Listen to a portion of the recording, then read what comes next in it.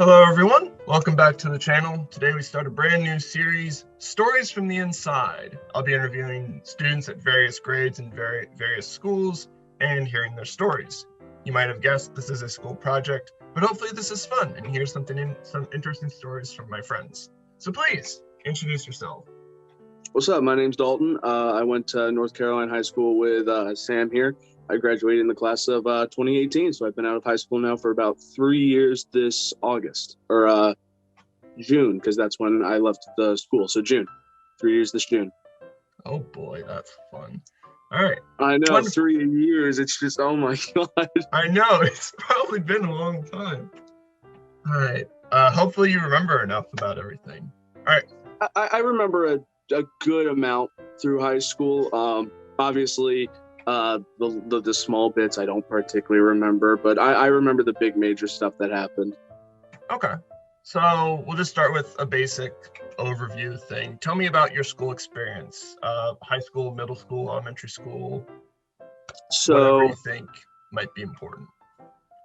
So elementary school, I'm just going to go through elementary to middle to high, so that way it's just like a chronological type thing. Yeah. Elementary school, I moved around a decent bit, not a lot, but so I started off by going to a preschool over in Severna Park across the bridge, Severna Park, Maryland. And once I got out of preschool, we had moved over to Ridgely. So I went to Ridgely Elementary for about 4 years. And then I moved into Denton, and I went to Denton Elementary for about 1 year. And both those experiences, both those schools, they were okay. I mean, I was a kid. I was the nerdy kid. I would get bullied a lot by some kids. I didn't care. I didn't mind all too much. I never came home with bruises or anything like that. I wasn't that kind of bullied. I was just kind of, hey, you're the nerd kid. Get out of here. No, we don't want to play with you. We don't want to play kickball. And I was like, whatever. I'll go play with my Pokemon cards and read my dinosaur books. Yeah, I can relate to that. Yeah, and that was just my experience all through middle school. I had met some friends. Some of them have stuck. I've had a friend. I'm not going to name any names here because I don't know if they want their name out there. But I've been friends with a certain person since second grade. So that's a long time to know someone. Yeah. And then after elementary school, I had moved over to Federalsburg. So I went to Colonel Richardson for 2 years.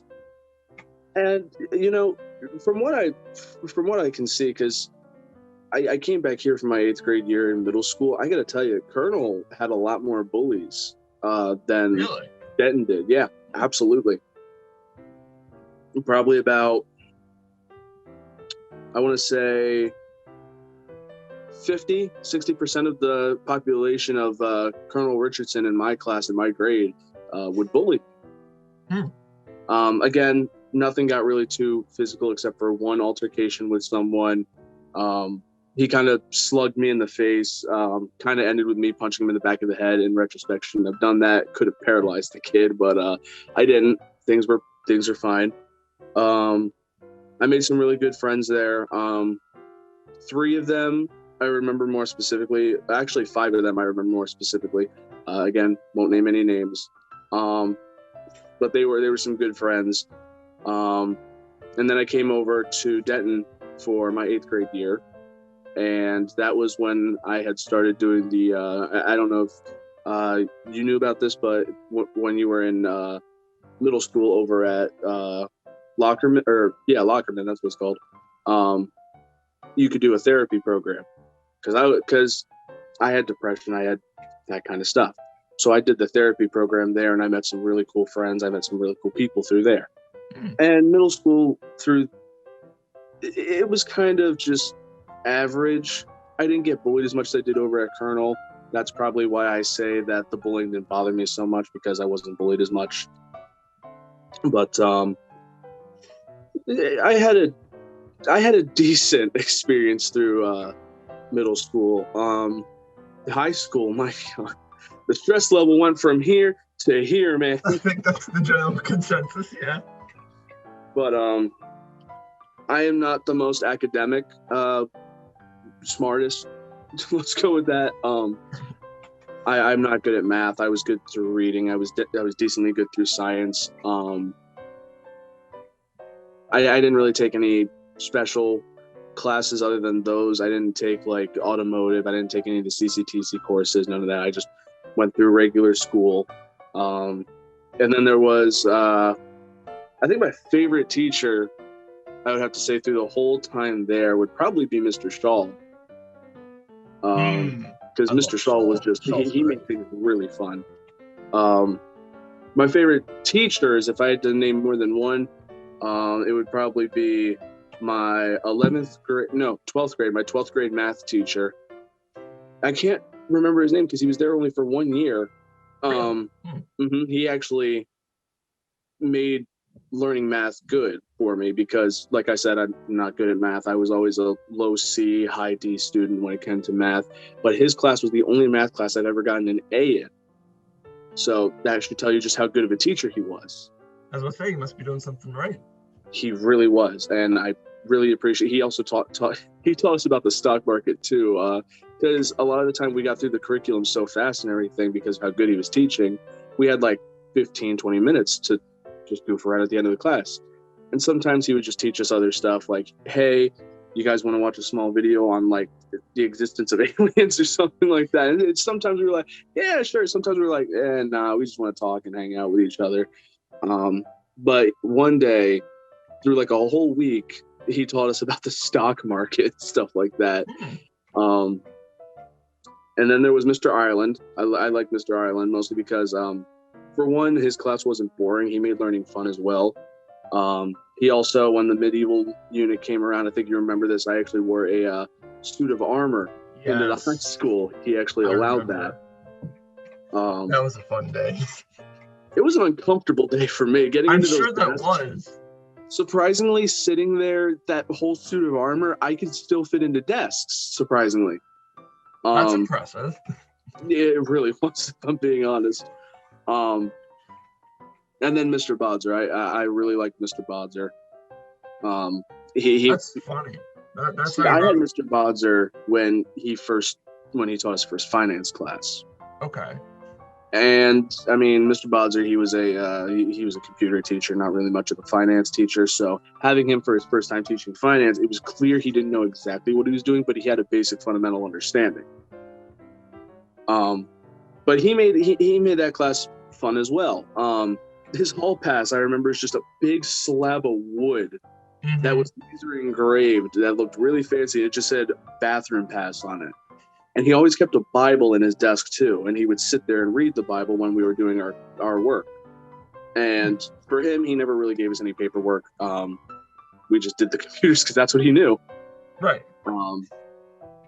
Like one day it was the weekday right before Mother's Day. And Friday we get in and we do like 20 minutes of work. This was the last period of the day. It was one of the longer classes. It was like an hour. How long was it? Like an hour, 20 minutes? Something like that. I think that's how long the last class. So. But 20 minutes in, he was like, all right, everyone, stop what you're doing and save all your work and everything and go into Photoshop. And we were like, are we going into Photoshop? Well, he's like, all right, how much do y'all love your moms? And we were all like, why is he asking this question? What? And he points at me and he's like, how much do you love your mom, Dykus? I was like, I love my mom, man.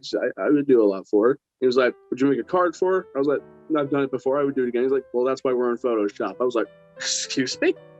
So through the whole rest of that hour-long class, we were in Photoshop just making cards for mother's day. And he made it fun. He made it fun. If you ever go back into North Carolina High at any point, his room has pictures of all his classes. He takes a class photo. Yeah, I remember. I had one of his classes. It's funny. I had a completely different experience with him. Really? Yeah. The general consensus from everyone I've heard is Bodzer. They don't like Bodzer. And my experience wasn't the best. I took his AP comp sci principles, because my guidance Okay. counselor just said I could. She was like, you don't need any experience in this, just take it. So I did.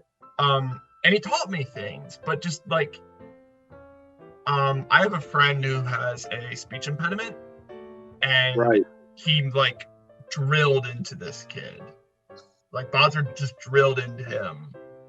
Bodzer always chooses that one kid in his class. It doesn't matter who it is. It could just be some random person. It could have been me.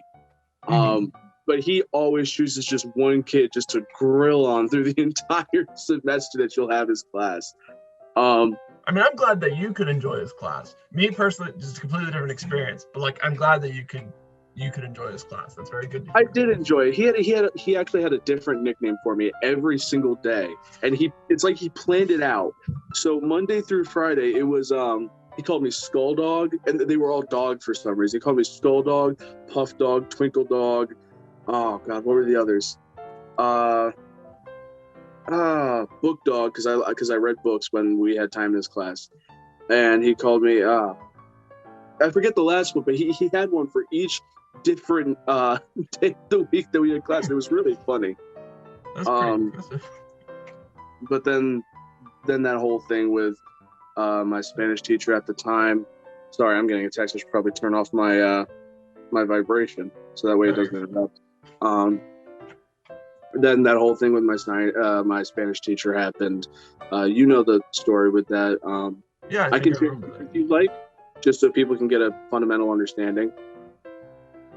For one more time, I'm sorry. I could say it here just to give people a basic fundamental understanding if you want. Yeah, that was actually, funnily enough, you've covered my next question, which was what's your best teacher? And if you'd like, you can cover your worst teacher, because I'd love to hear both sides of the stories. So my Spanish teacher, again, I'm not going to name names for this one. A lot of people don't like her, but I'm not going to say names just for the simplicity reasons and stuff like that. But I had failed the final in Spanish 2. I managed to make it to Spanish 2. I had failed French, and then I went to Spanish 1, and then I went to Spanish 2. And I failed the final for that. And she said, hey, I'll give you a makeup day. So one day, she had me go into the tap room, which is kind of the detention room, as other schools would call it. So, no phones, no nothing like that in there. And I used a word that we didn't learn in class on the final, and she thought I was cheating. So she tried to fail me on the final. And she said, hey, look, if you can do all this work, and then by the end of the year, like, you know how seniors leave before other people? Yeah. By the end of the year, she meant when everyone else left. So I was stuck there, a senior who was there with everyone else, and I finished all the work and everything as she had asked me to. And she still tried to fail me. And I had Bodzer, I had Dr. Smith, and I had another teacher. I can't particularly remember the name. They all told me basically, this is bull, man. You did all the work she told you to, and you're doing good on the papers. She should keep her end of the deal. And she did. Now, this leads into one of my favorite stories ever there. On the very last day I came in, Dr. Smith, rest in peace to Dr. Smith. I miss him. He was a great man. He calls me into his office. He's like, do you know why you're here? I thought I had to schedule classes for next year. So I was like, I'm probably scheduling classes for next year, aren't I? He's like, he pulls out this big yellow, I think it was like that big manila envelope that was sealed from his desk. He's like, you know what this is? I was like, no, I don't. And he was like, you can take it and you can go home. I didn't know what it was. For all I knew, the man was giving me drugs. I mean, he wouldn't, but for all I knew, he was. I was like, Dr. Smith, what's in it? He was like, you can just take it and go home. It's fine. And I did as he said. I took it, called my ride. They picked me up. I opened the envelope when I get in the car. He gave me my signed diploma and everything that I would have needed to graduate. So he was a very good man, and thanks to him, I graduated through high school. That's awesome. I miss the man. He was a good man. I wish he was still around today. I think we all do. Huh? I think we all do. I think we all miss Dr. Smith. Yeah. that was my high school experience, basically. Yeah. I met a lot of good people through there. I was in a lot of the clubs, as you know. I was in the chess club, video game club, D&D club. I was in drama club. There's another one, but I didn't go to it as much, so I don't remember the name of it. Fair enough. But I met a lot of people through that, like you. Everyone through the drama club. I actually still have the disc, the DVD from the last play I was ever in, Silver Lady. Ah, Silver Lady. I that was a good one. That was the last show I ever did, and the first ever proper show I was in. I still remember was Hydrangea Albright. Because my introduction to drama club was, I was approached by one of the people in drama club. Again, I'm going to say this again, not naming names, and she asked me for help. She's like, "Hey, we're doing 101 Ways to Survive the Zombie Apocalypse. Would you want to be an extra? Would you want to be a zombie?" Yeah, sure. So I went, I did it, I had a good time, so I stayed in it. And I enjoyed it. I still also actually, give me 1 second. I still can find it here. I still actually have the shirt from the Northeastern Theater Festival. I think that might have been the last NetFest, actually. Say that again? I think that might have been the last NetFest. The new director, right? Right. After you left, we couldn't make it work. I think that was during COVID was starting to hit, and they were like, "We're starting to shut down. We can't make this work," or like we ran out of money or something. So we didn't go to NetFest, and obviously pandemic hit, and now we can't go anywhere. Yep. I know there was one NetFest before everything hit, and I was told, I had commented on the picture, and I was like, "Oh man, I wish you could have been there." Someone was like, "You could have chaperoned," and I thought to myself when I saw it, I was like, I could have chaperoned. And then Alec, I said his name. Oh well. I don't think he would care really. He's a good guy, but he commented below, and he was like, "Yeah, the school nurse told me you kind of have to be related to someone, or you have to work for the school." And then I thought to myself, well, there's my dream shattered. Could have gone again, and now I can't. Well, but you try. I could have tried. I could have tried for another year, but then COVID hit. It's all that. So that ruined a lot of people's school experience. It still is. But anyway, so any more comments on good, bad teachers? Anything else you can think of with that? No, most other teachers I didn't really have much of an experience with. Some of them were just good. Some of them were good teachers. Some of them were good people. They give you the advice every now and then that you needed to hear. But none that would really stick out, other than Mrs. Foster, the librarian. She was a good person. She gave me a lot of advice through high school that got me through it.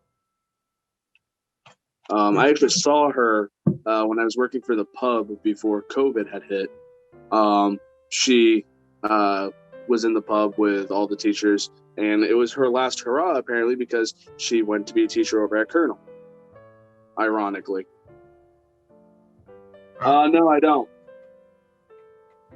Sorry, my grandfather asked a question through the door. Oh, you're fine. So, next question. Were you in any gifted student programs? And if not, what was your experience? Heck, I mean, even if you, or I don't know if you were, what was your experience? Even if not, what was your perception of that group of kids? So, I was, like I said, I was not the best student. So I was definitely not in any gifted student programs. But some of the kids that were, our school did not really have any gifted programs. Really, the only thing that we had were for the special needs kids. And, there's the memes that appear to them. You're taking a test and you hear the special needs kids screaming through the hall, that kind of thing. That didn't really happen through our high school. Yeah, you heard it probably once or twice a semester. But rarely even that. So there wasn't really a problem with them. I had a problem when some people would start to bully them, but I never really got into that. I didn't want to get into any physical altercations or anything like that. But I did have a problem with it. I did voice my opinion about it every so often. And I was very happy when it was Todd and this other girl. It was their last year there. I forget her name, but they had made them the homecoming king and queen. Do you remember that? Maybe. Homecoming was never like a big thing for me, so I never really paid attention. I get that. The reason I remember it so much was because at the time I was in the ROTC program, and I was part of the sword arch. So we were doing that thing. You hold the sword up, and the king, queen, whoever, all the nominees and everyone stepped through the arch. Right. Is what it was called, the sword arch.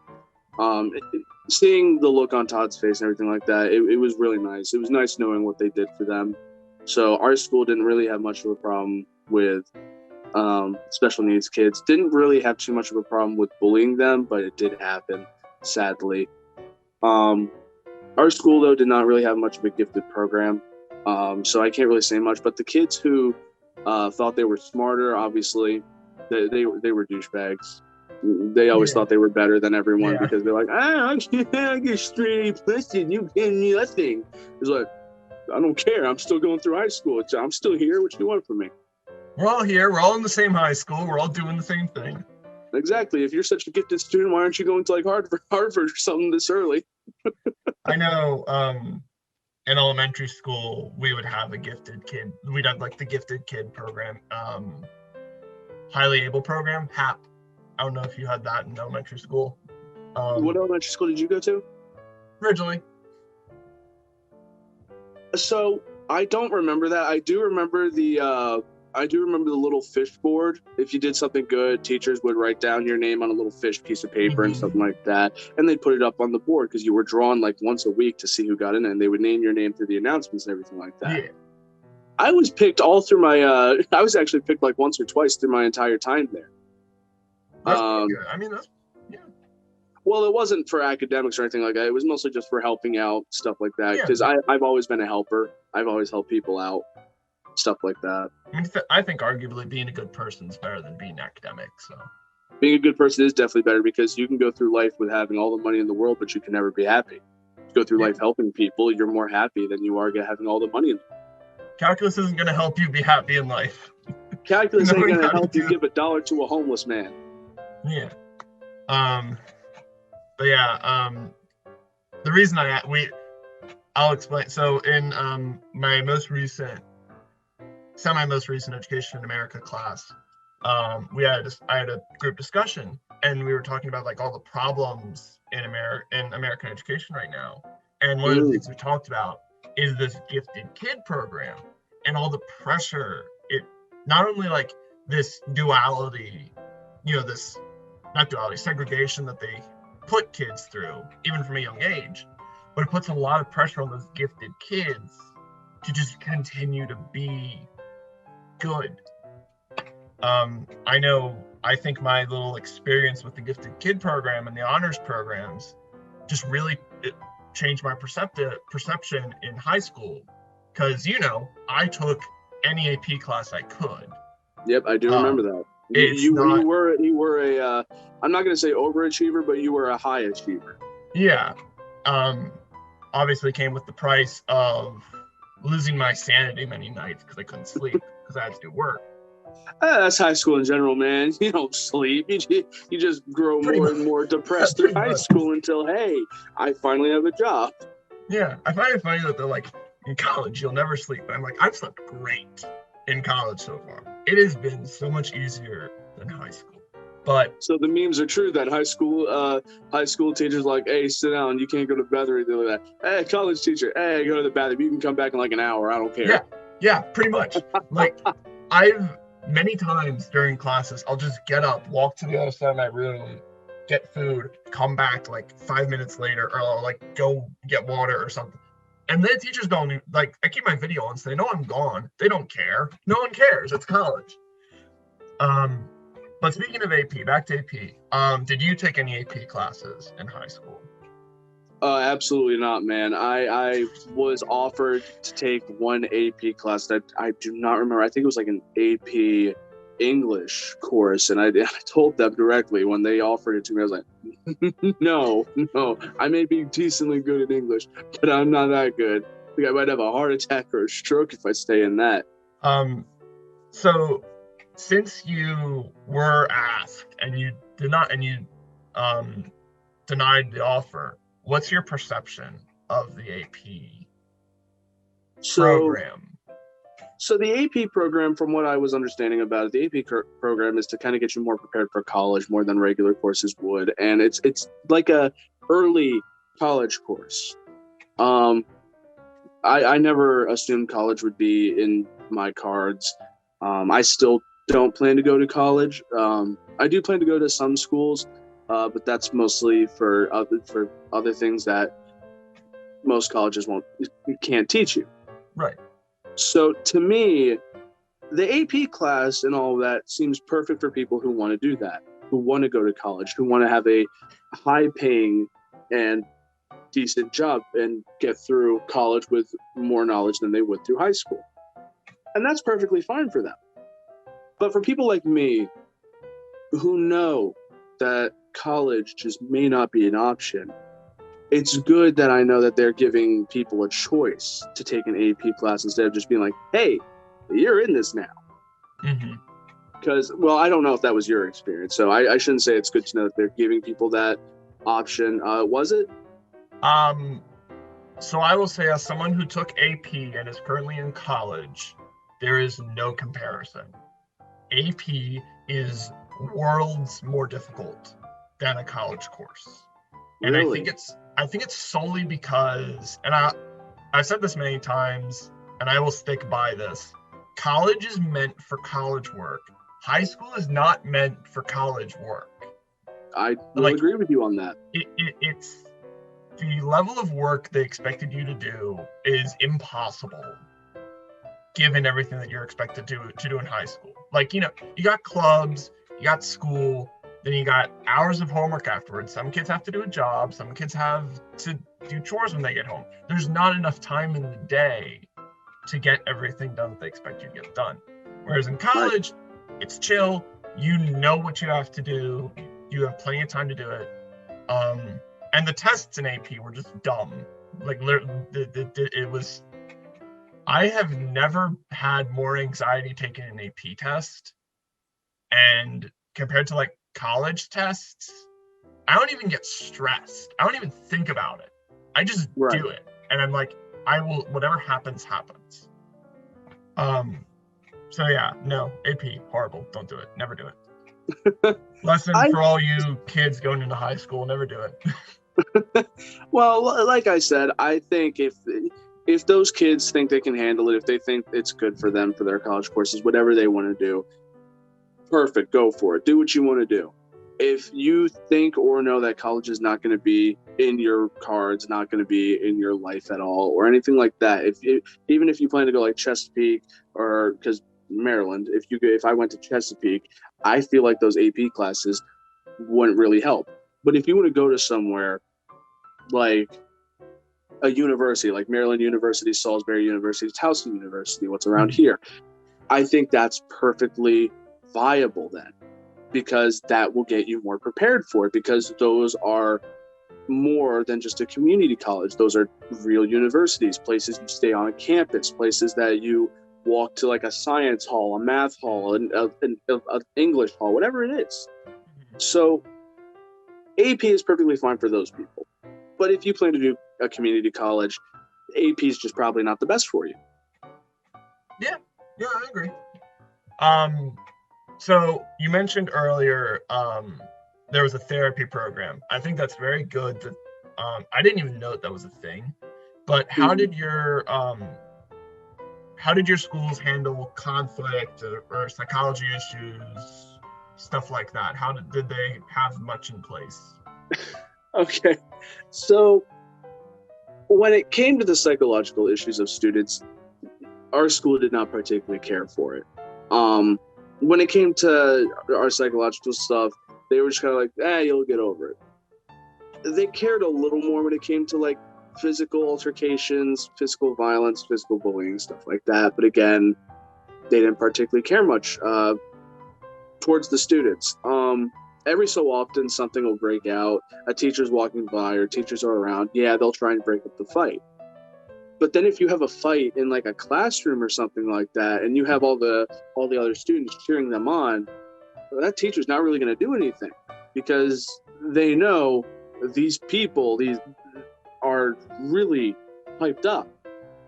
Me getting in the middle of this, it's not going to stop anything. It might even get me hurt. They know that. I remember specifically one fight that happened. It was in my sophomore year, because we had a teacher named Mr. Wirtz at the time. And a whole table at the lunch table jumped one kid. And do you remember the vending machines that were by the bathrooms and all that? Yeah.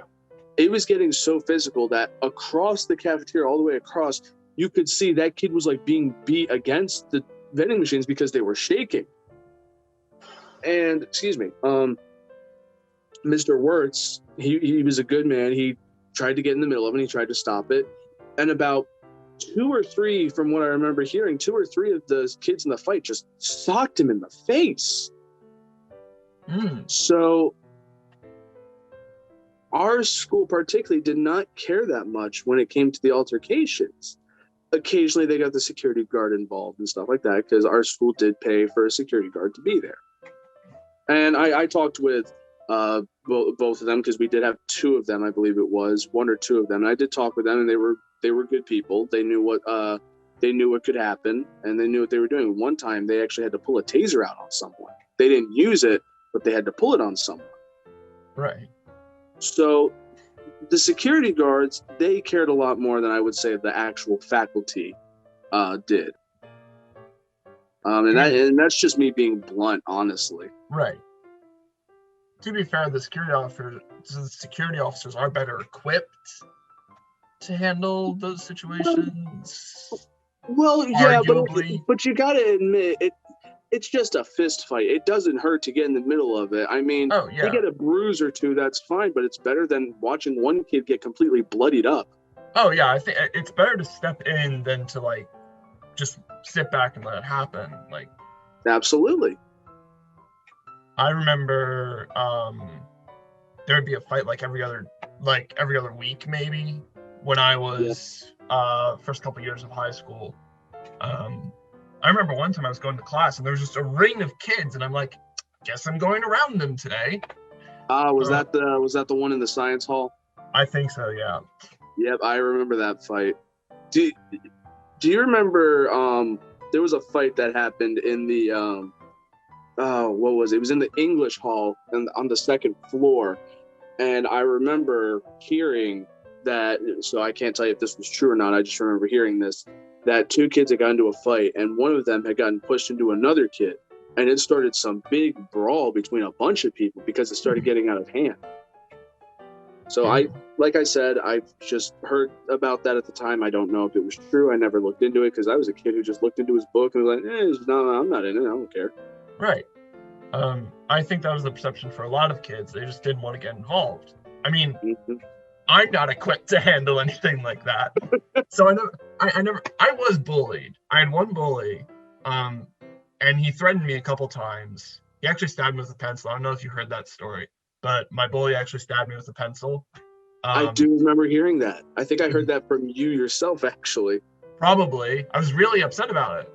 I think understandably, but he never did anything. He never actually did anything besides that physically. I remember one of my friends in middle school and like elementary school, they get into fights like every other day because they were they were picked on that much, but they were like mentally able to handle that and semi-physically. He was short. He wasn't actually able to do anything, but like he tried, and I commend him for that. Right.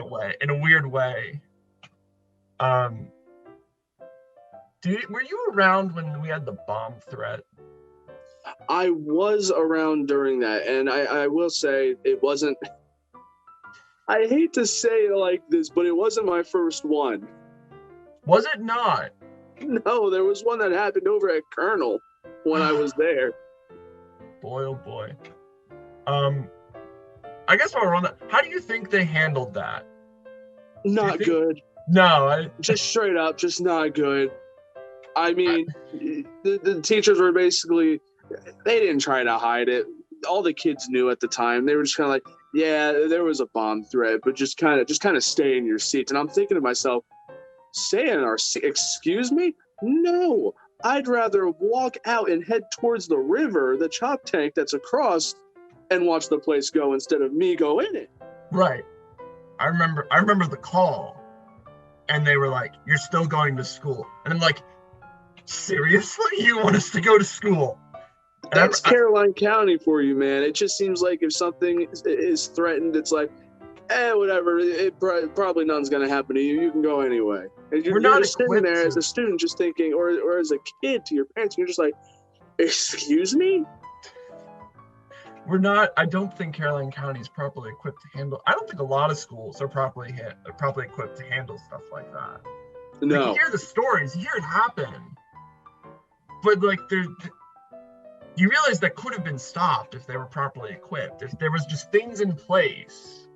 Or it could have just been like, hey, we heard about this, so maybe we should either pick this kid up who's already there, or, maybe you shouldn't just go to school today. But, no, everyone else is just like, yeah, whatever, just go to school. If you blow up, you blow up. We're just like, see what? We're going to sacrifice the children. Go sacrifice the children. Hey, we can make more. Get rid of this one. Make more. Anyway, so we'll get off that topic. A little different of a topic, but in the same sort of vein. How did your school or schools handle equity? Did they do anything to promote it, or because equity is a big problem nowadays? I've heard it all the entire time I've been in this school since I joined this class. So what do you think? Okay, so I'm gonna tell you right now, I don't know what equity means. It's everyone gets the appropriate resources for them to succeed, regardless of race, gender, anything. Basically, it's was there racism? Was it bad? There was. So at Colonel, there wasn't as much because people knew you messed with this group. Colonel was like a prison yard, man. You messed with this group of people, you messed with all of them. Oh boy. I mean, if you messed with one Hispanic kid, all of them would get on you. If you messed with one African kid, all of them would get on you. You messed with one white kid, all of them would get on you. It was like a prison yard over there. You just kept to yourself. You had your little clique, and that was it. You don't mess with nobody else. But through middle school and elementary school, there wasn't much of that, which I'm very glad there wasn't. But then high school, North Carolina High. So, as you know, there was a lot of rednecks because we're in the middle of, I don't want to curse on here, but there's only one way I can think to say it. We live in the middle of bumfuck nowhere. Yeah. And there most certainly was racism. The rednecks would always go after the black kids. And it was very clear. And I think the sad part about that is there wasn't much done about it. And that's really the sad part.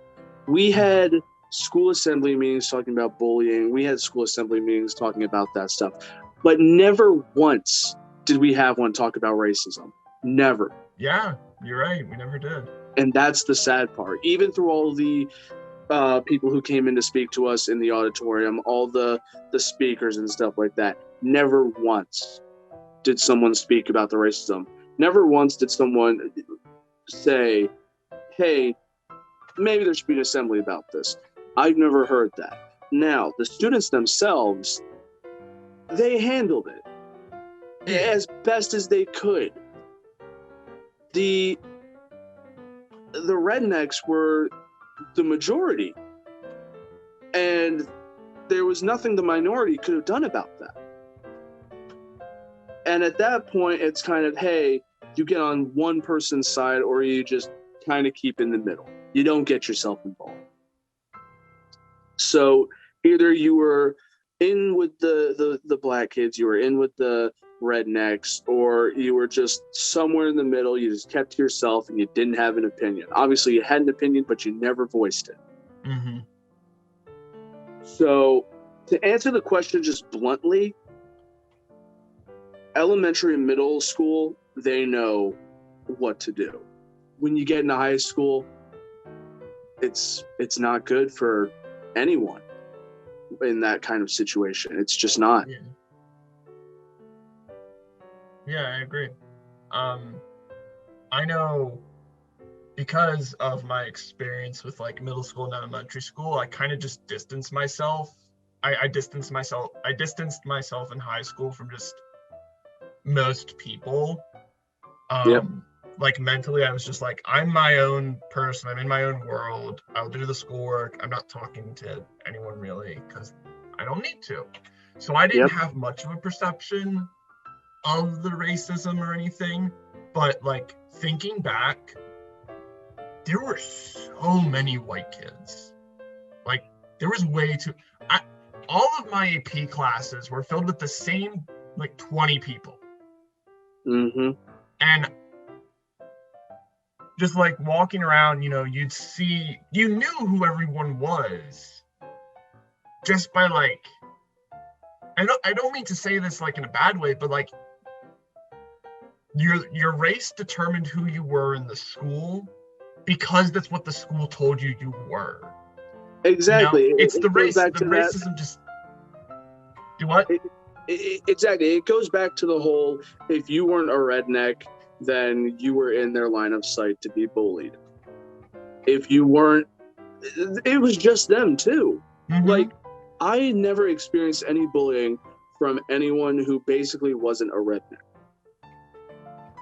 And that's kind of, and it's sad. I mean, just because you're the majority does not mean that you can bully these people. And the worst part, the sadder part was, they were not grown up with the mentality, hey, these people are bad people. They just grew up that way, and that's the sadder part. Mm-hmm. I will say I'm glad the teachers didn't fuel the fire, right? No, I don't think the teachers. They really, when it came to race and it came to all that kind of stuff, teachers really bit their tongue about it. They really did. And for some teachers, you could tell they wanted to speak out about something, but they knew if they did, it wouldn't be good for them. Mm-hmm. And I think that was a frustrating part for high school as well. Yeah, just kind of. I know I was the teacher's pet, right? Mm-hmm. A lot of my teachers just really liked me, so this was actually good for me because I got to hear all the inner gossip, right, with the school and what was wrong with it and all that. And just the mere fact that they were telling me these things in confidence meant that the school was doing something to keep everyone quiet about. Like they didn't feel like they were safe to speak out to someone. I know. I don't know if you remember Mr. Giacomo. She's now on the board of ed, and she is really changing things. Like she, what was the mold in the school? She's trying to take care of that, which is very good. Very good. But I also know Mr. Giacomo. If I remember correctly, she was one of the English teachers. She was the small English teacher that was in the Navy, right? If I remember correctly. Yes. Knowing that there's someone like that on the Board of Education, someone who, because if I remember correctly, I was told that Mr. Giacomo is a strong advocate for the LGBT community and stuff like that. Oh, yes. I know when the high school started their HGA program or whatever it was called, there was a lot of bullying and stuff like that. People would deface the posters. People would rip them down and stuff like that. And I can tell you stories about that. Well, if you want to share them on here, that's all you, man. This is your project. But knowing that there's someone who will advocate for LGBT people and stuff like that, it's really good to know that there's someone like that on the board, because that they will crack down on that kind of thing. Yeah. And it's really good to know about that kind of stuff. A lot of people in the school who identify with this community, and they want to know that they have a group that's there for them. Absolutely. And I mean, a lot of the drama club is a part of or is allies with the LGBTQ community. So we all planned to do pins and stuff, because on social media and everything, they were just tearing this down, and they were just going fully, a lot of the, like you said, rednecks were just going against the GSA. So one of our friends, she made some pins and she made some support stuff, and we all dressed as gay as we could, right? And we all went in, but a lot of us had a fear that we were going to get, some of us had a fear that we were going to get bullied and get. That's just how it is, and that's right. A sad part to it.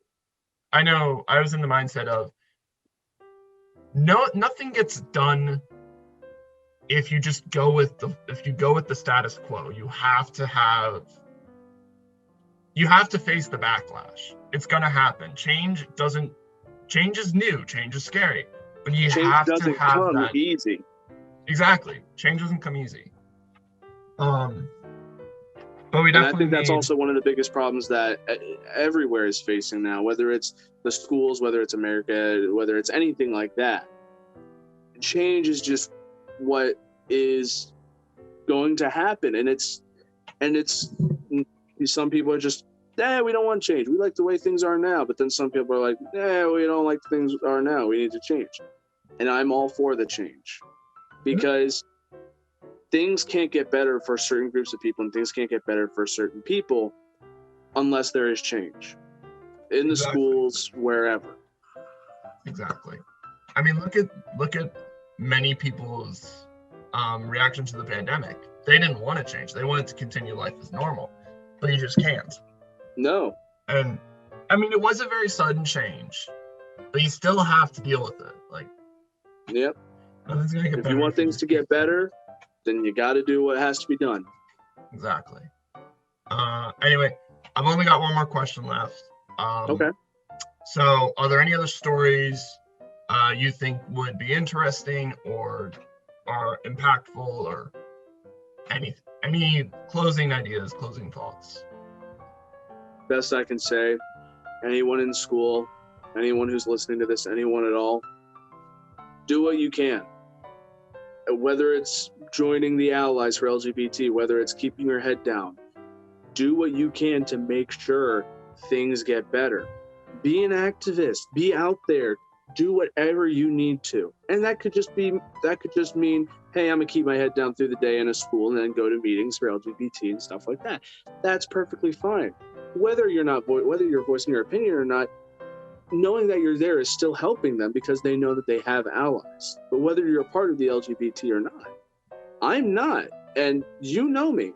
I was and I still am. I'm all for rights for all LGBT people. I was happy to hear that Biden repealed the act to let trans people into the military. I was very happy to hear about that. So whatever you can to just make sure that the school systems get better, whatever you can to make sure everything around you can get better, do what you can. And as for high school, all school, it's going to be rough. It's plain and simple. It's going to be rough. You just got to get through it as best you can, whether that means you're like me, being a C, D, occasional B or A student, or you be someone like Sam here, someone who was a high achiever, an overachiever sometimes, if that. Join some clubs if they'll make you happy, if they'll improve your school performance. Join drama club. I enjoyed it. I didn't think I would, and I very much enjoyed it. I enjoyed meeting the people. I enjoyed everything like that. And for those of you that are homeschooled out there, you may not get the same experience, but you are getting basically the same amount of education. Go through life with any kind of pride or any kind of will that you can. Whether that will is just, hey, I'm just going to go do a 9-to-5, make enough money to get a home and have a decent car. Or whether that's, hey, I'm going to go to a university, make sure I get a good paying job so I can get a 2-story house with a Mazda. It doesn't matter. Just go through life the way you want. Just go through life the way that you want it to turn out. That's a wonderful note to leave off on. Thank you very much, Dalton, for coming through Zoom. I was going to say coming here, but coming through Zoom, talking to me and sharing your stories. That means a lot. It's not a problem at all, man. I would do this. I would do this any time of the day. Thank you. Thank you very much. I hope you have a wonderful day. I'll talk to you soon. Yep, you too, man.